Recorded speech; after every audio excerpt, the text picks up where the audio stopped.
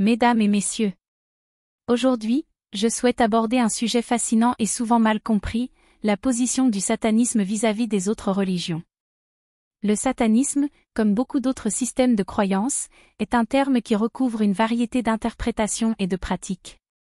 Pour mieux comprendre cette position, nous devons examiner les différentes formes de satanisme et leurs relations avec les religions dominantes, telles que le christianisme, l'islam et le judaïsme.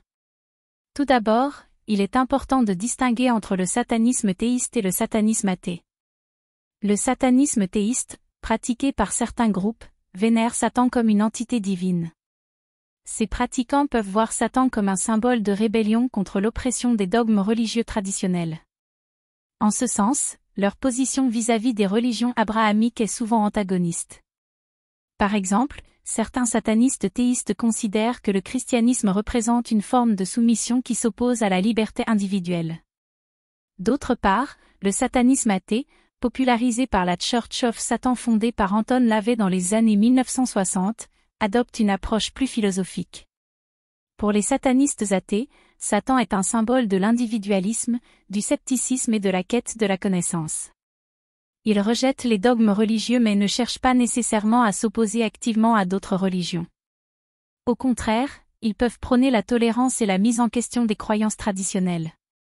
Par exemple, LaVey lui-même affirmait que le satanisme se concentrait sur l'épanouissement personnel plutôt que sur la confrontation. En outre, il est intéressant de noter que le satanisme, quelle que soit sa forme, s'oppose souvent à l'idée d'un dieu autoritaire. Cela le place en contraste direct avec le monothéisme, qui repose sur l'obéissance à une divinité suprême.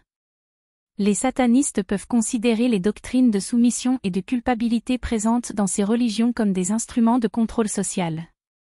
Cela crée une dynamique de conflit, surtout dans des contextes où le satanisme est perçu comme une menace pour l'ordre établi. Dans le cadre de cette opposition, il est essentiel de reconnaître que le satanisme a souvent été utilisé comme un bouc émissaire. L'histoire regorge d'exemples où des individus ou des groupes ont été accusés de satanisme en raison de leurs croyances ou de leur mode de vie, souvent sans fondement. Par exemple, les procès de sorcellerie en Europe et en Amérique du Nord au cours des siècles passés ont souvent été alimentés par des peurs irrationnelles, entraînant des persécutions injustes. En revanche, il existe également des exemples de dialogues interreligieux où des satanistes et des représentants d'autres traditions religieuses ont eu des discussions constructives. Par exemple, des événements comme le « Satanic Temple » ont cherché à promouvoir la séparation de l'Église et de l'État, souvent en collaborant avec d'autres groupes qui défendent des valeurs similaires. Cela montre qu'il est possible d'atteindre un certain niveau de coopération, même entre des systèmes de croyances apparemment opposés. En conclusion, la position du satanisme vis-à-vis des autres religions est complexe et nuancée. Que ce soit en tant que rébellion contre les dogmes autoritaires ou comme une affirmation de l'individualisme, le satanisme soulève des questions sur la liberté de croyance et l'identité personnelle. Au lieu de voir le satanisme comme une menace, il peut être plus constructif de l'examiner comme un reflet des tensions qui existent dans notre société face à la spiritualité, à la liberté et à l'autorité. Merci de votre attention.